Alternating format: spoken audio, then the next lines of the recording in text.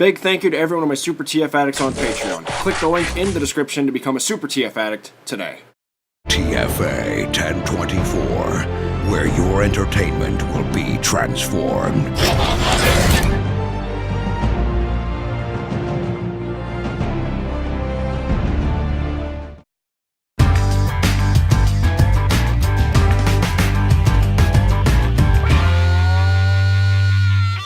Ba weep grogna weep nitty bong, my fellow addicts. This is TFA 1024, the Transformers Addict, coming to you with yet another TFA review.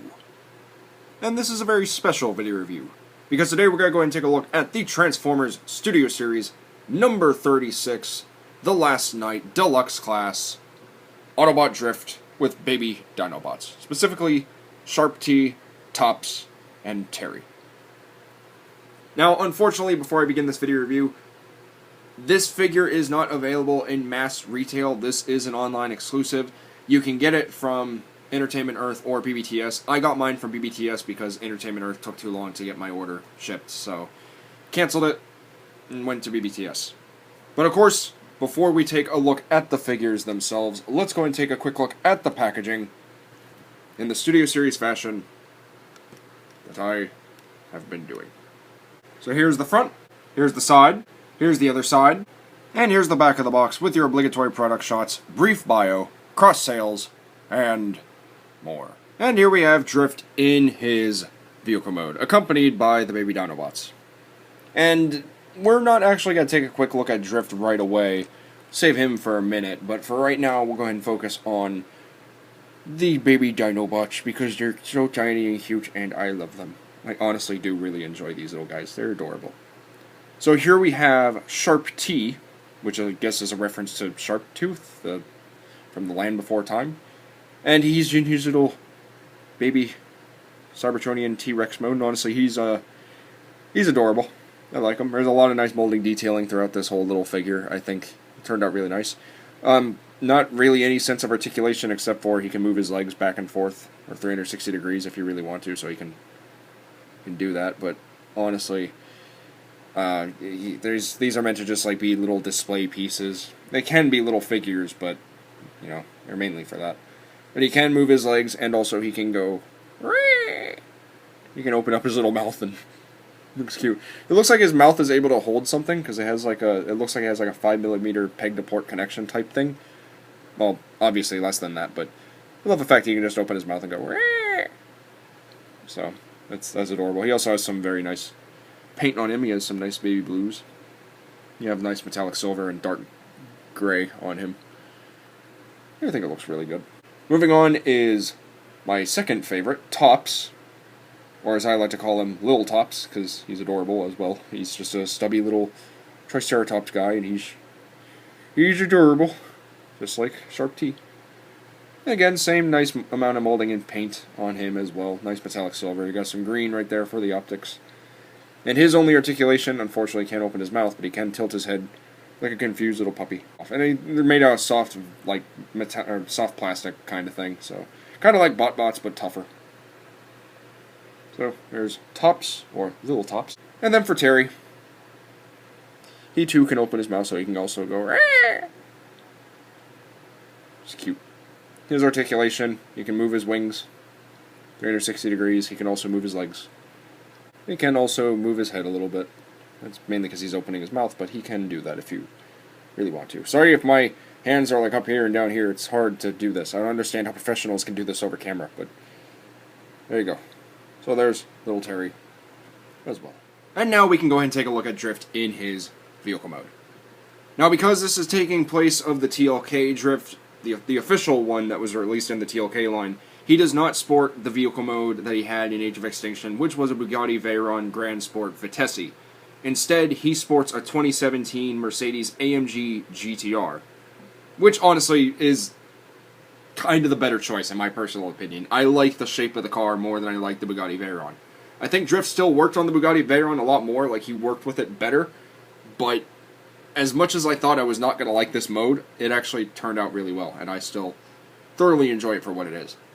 Now I'm going to try and condense this video as brief as possible because I have looked at this figure before, but because it's a somewhat different deco in robot mode, I'm going to just try and briefly go through vehicle mode as fast as I possibly can. So he has the same exact paint as the original, except he has a more glossy, painted over black section for the roof and the whole hood section up here. But everything else is exactly the same as the original release of the TLK Drift. But it's not bad nonetheless. I still thoroughly enjoy it, as I said before. It is still a very good looking car at that. But going very brief into it, you have some nice silver paint right there for the headlights as well as the grille and the Mercedes logo, despite this not really being officially licensed by Mercedes, which is interesting. You got the same black and red right there. You have the vents and everything right here for the sides picked out in some nice molding detailing. You got the gas cap, you got the door handles, the windows. No paint on the tail lights, even though this is a Studio Series figure, but hey, when's that stopped them before? You got a nice little Mercedes temp graph right there. You got the spoiler, the exhaust. You also have the exhaust of Drift's head. And of course, you flip him over, then uh-oh! He tried. He really tried. He's really trying. You see that pose? That's kind of hard to do. But it's the exact same as the original, just a little bit of paint here and there. So moving right along to size comparisons. So for deluxe scale comparison, here he is with the 1976 Camaro mode Bumblebee mold. You see how they look together. From the very beginning to the most modern movie. Well, aside from Bumblebee, but you get the idea. For a Voyager class size comparison, here he is with the non-reviewed number 32 2007 Optimus Prime. Or in Drift's case, Sensei.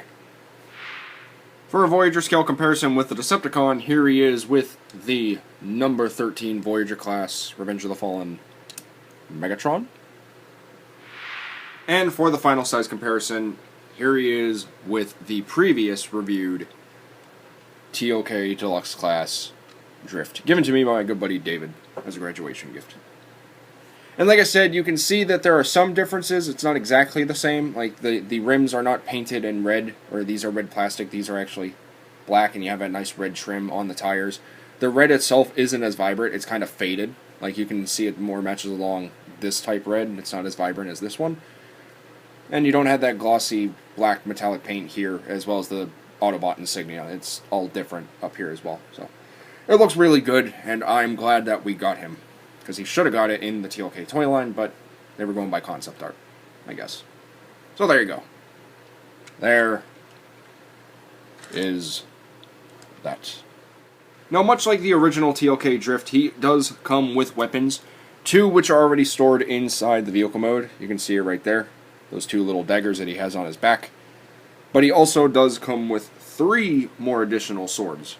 Of course, he does come with the 2 standard swords that he had in his original figure. And they just kind of, for storage, they just plug in there on the bottom of the feet, which I'm not really going to show because I don't want to warp my swords, even though they're kind of warped already.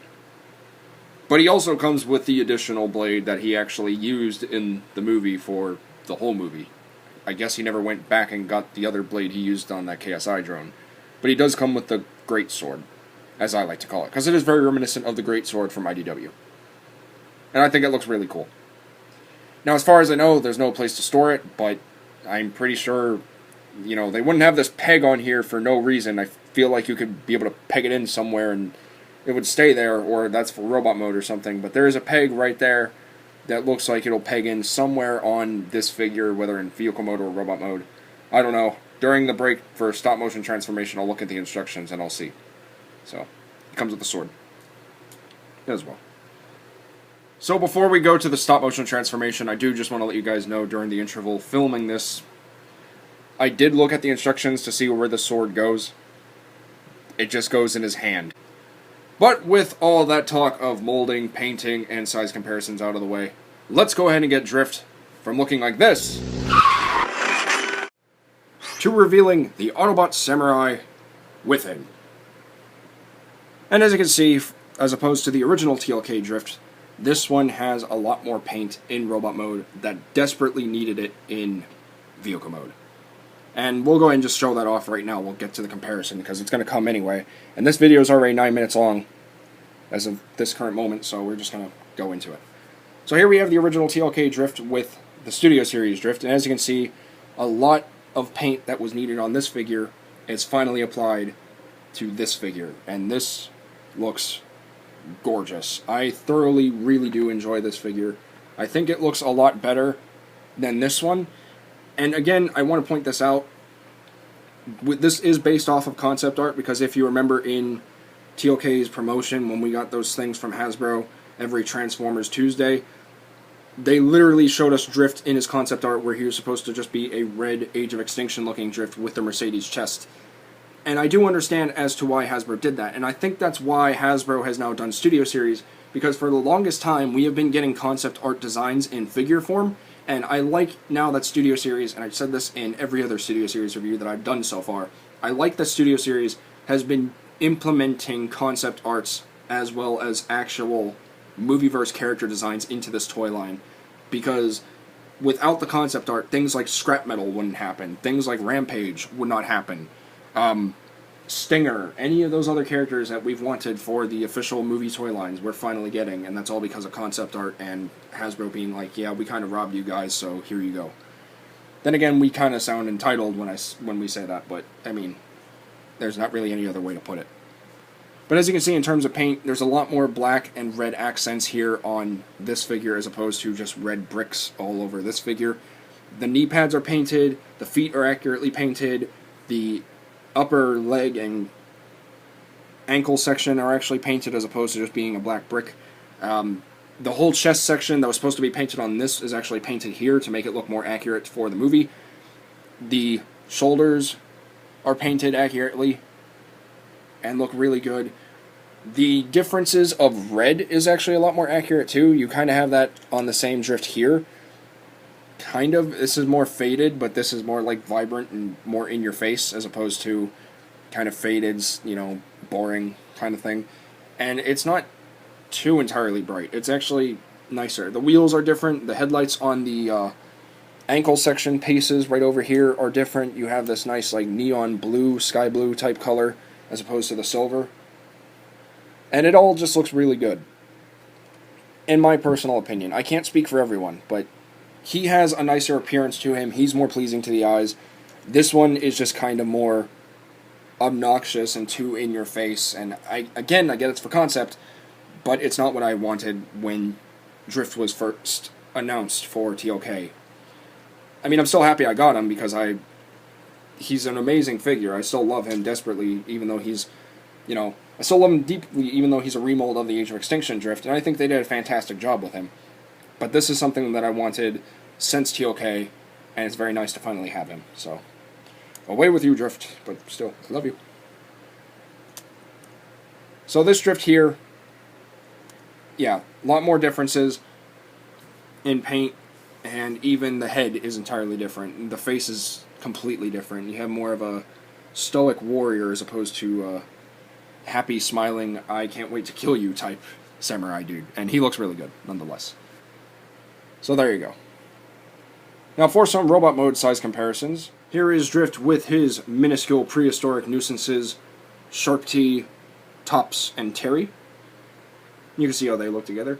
I'm not really sure that's 100% accurate, but I do appreciate nonetheless that we got little minuscule versions of the baby Dinobots, which is something I'm pretty sure a lot of fans wanted who enjoyed them in TLK. And they look good together. They look cute. For a deluxe size scale comparison, here he is next to the Studio Series 1976 Camaro mode Bumblebee mold. You see how they look together, and as you can see, B is still just the shortest Autobot of the bunch, and you get to see the evolution from 2007 to 2017. And that looks pretty cool. For our Voyager size scale comparison, here he is next to the number 5 Revenge of the Fallen Optimus Prime. And you see how they look together, and as you can see, Drift is just a little shorter, but if we tilt it up just a bit, they look pretty good. And to do something different, here is a leader class size comparison. So, behold the eternal glory of Jetfire. Specifically number 35 Studio Series, Jetfire. And you can see how they look together. So there you go. There is that. And just because here is an evolution shot of Drift from Age of Extinction to TLK.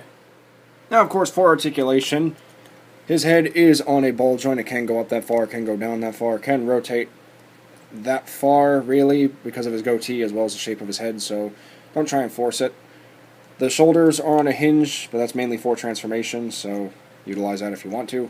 The shoulders are also on a rotational mushroom peg joint. They can go in and out. The shoulder pads can also move in and out, but again, that's kind of for transformation and also accommodation of movement. The forearms are on a mushroom peg. They can rotate 360 degrees and cause the sword to fall out. His elbows are also on a nice 90-degree elbow bend. The wrists can go in and out. Nothing at the torso, but the legs can go forward that far, back that far, in and out. Swivel a bit. Knee bend. And forward and back ankle movement. Mainly for transformation, but again, it is a thing you want to use if you want to use it. And excuse me while I place that blade back in, because as I said, the connection isn't the greatest. But there you go. So there. This is articulation. Aha, you thought I was going to say there is that, but there is that.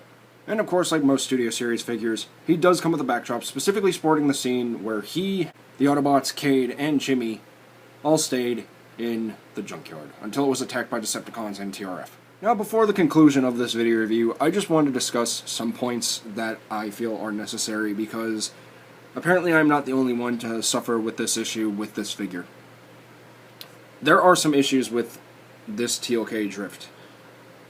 I was trying to demonstrate it previously, but I had to delete the footage because I made an error, but I'll demonstrate that now because what better time than the present. So I recently spoke to TFA Creations, who also was able to obtain this figure, because as of this recording, Studio Series number 36 Drift has been found at Canadian retail. But like I said, for us US collectors, we're going to have to go through BBTS or Entertainment Earth or TF Source or anywhere online, basically. But there is an issue with this figure, and that is mainly regarding one simple piece that was able to work so easily on the pre-existing Drift, but for whatever reason this one is causing breakage. And that piece is this hood section right here. This is utilized for transformation. Basically, you fold it up for robot mode, fold it down for vehicle mode. Now, I'm pointing this out because I don't know how many video reviewers have pointed this out, and despite this video being long overdue, I figured this is best to make people be aware of this issue in case you are interested and you just don't want to risk it. But as you can see, this is made out of clear plastic. This is also a pin, and metal grinding against clear plastic isn't exactly the best form of structure. That's not my concern. My concern is this double hinged armature that is connected to that pin that rubs up against this clear plastic on the underside of the hood. And I don't know how well you can see it. I'm going to try and get in there.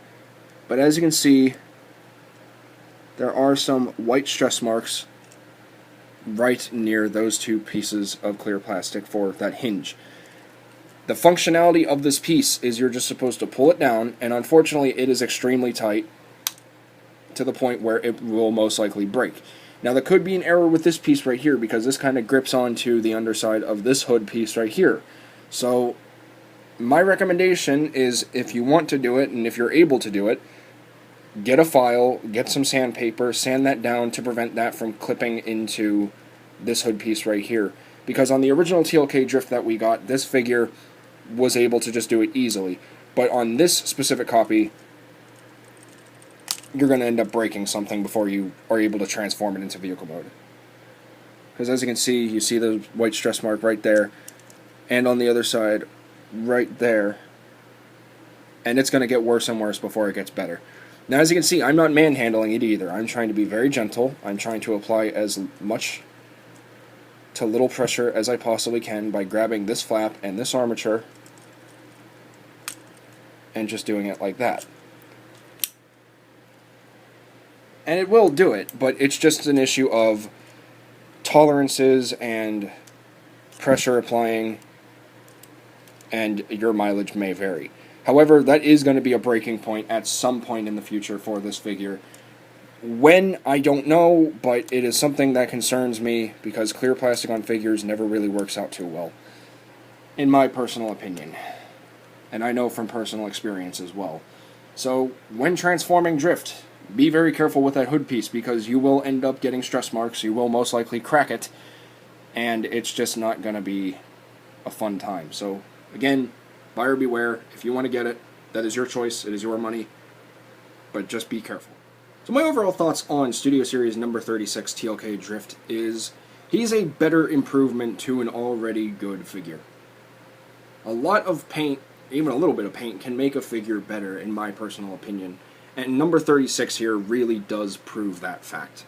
The one issue that bothered me, despite already knowing that the TLK Drift we got was for concept art, was that he did not look as accurate as he started to later on in the concept phase. When this was his official definitive form for the movie, the toy was already made and couldn't really complain about it. But the fact that Hasbro understood and acknowledged us and got us a better looking TLK Drift for us diehard collectors makes me really happy and looking forward to the future of the Studio Series. Because as we know, it's continuing until 2020 and possibly beyond until the whole Movieverse cast and characters who never got figures end up getting in the line. And just looking at this group with the Junkyard Autobots makes me really happy. And also it's a nice little bonus to finally get the baby Dinobots. Even though they're not necessarily needed, it's just a nice little compliment for a $30 exclusive. And if you want this $30 exclusive, you can go online, look him up on TF Source, BBTS, eBay if you really want to. Entertainment Earth is where he's supposed to be, but I'm pretty sure he's in stock by now, so if you want him, by all means, feel free to go pick him up. He looks really good with the other Autobots, I'll say that much. And his figure is still fun, it's still enjoyable, it's just the one problem I have with it is that hood piece, and I know that's going to crack and break off sometime in the future. I don't know when, but it's going to happen because it's just so tight. So again, if you have sandpaper, a file, try and file it down so it doesn't grip on, and you might be able to save yourself some extra money if you don't have to buy a replacement. But yeah, definitely get TLK Drift if you want to.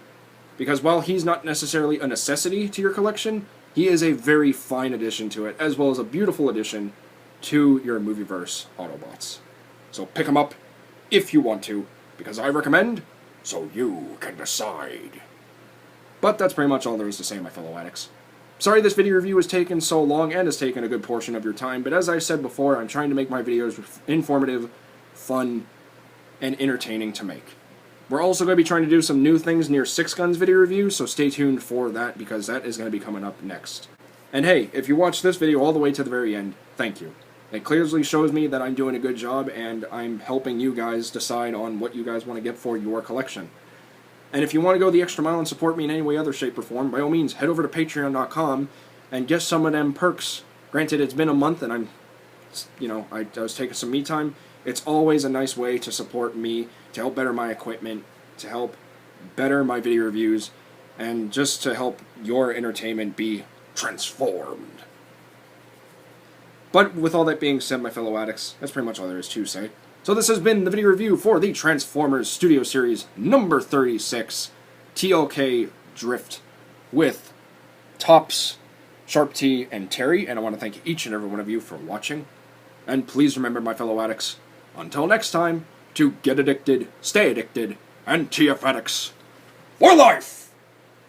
This is TFA 1024, the Transformers Addict, rolling out!